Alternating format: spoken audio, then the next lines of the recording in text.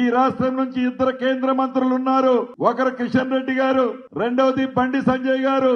వారిద్దరిని ఈ వేదిక మీద నుంచి ఒకటే ప్రశ్నిస్తున్నాను. అయ్యా, భవిష్యత్తులో రాబోయే రాజకీయాల కోసం, బీఆర్ఎస్ పార్టీతో పొత్తుల కోసం బీఆర్ఎస్ తో మీకున్న లాలూచి ఏంటి? మీకు లాలూచి లేకపోతే కాళేశ్వరానికి సంబంధించిన కమిషన్ రిపోర్టు మీకు ఇచ్చి 9 నెలలైంది. ఎందుకు మీ గవర్నమెంట్ లో పెట్టుకున్నారు?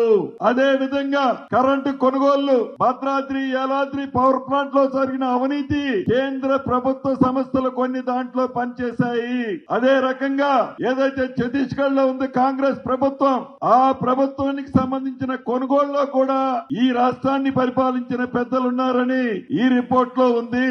ఆడ కాంగ్రెస్ ప్రభుత్వం ఉన్న ఈ కరెంటు కొనుగోలు ఎంక్వైరీ రిపోర్ట్ ని మీ సిబిఐకి ఇచ్చాము. దాన్ని మీకు చిత్తశుద్ధి ఉంటే మీరు ఇద్దరు మంత్రులు, మీతో కలిపి 8 మంది పార్లమెంటు సభ్యులున్నారు ఈ రాష్ట్రంలో బీజేపీ తరఫున.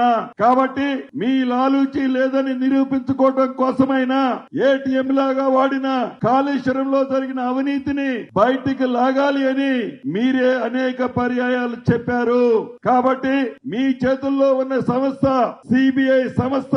ఈ సిబిఐ సంస్థ ద్వారా ఈ 2 కేసుల్ని ఎమ్మటే విచారణ చేసి దోషులు ఎంత పెద్దవారైనా ఏ లాలూచీలు లేకుండా వారిని అరెస్టు చేయాలని, వారిని శిక్షించాలని. వారు దోసుకున్న సొమ్ము తెలంగాణ రాష్ట్ర పేద ప్రజలది. ఆ సొమ్ముని తిరిగి పేద ప్రజలకి పంచే దాంట్లో మీ సంస్థలు పని చేయాలని కూడా ఈ వేదిక ద్వారా వారిని ప్రశ్నిస్తున్నాను.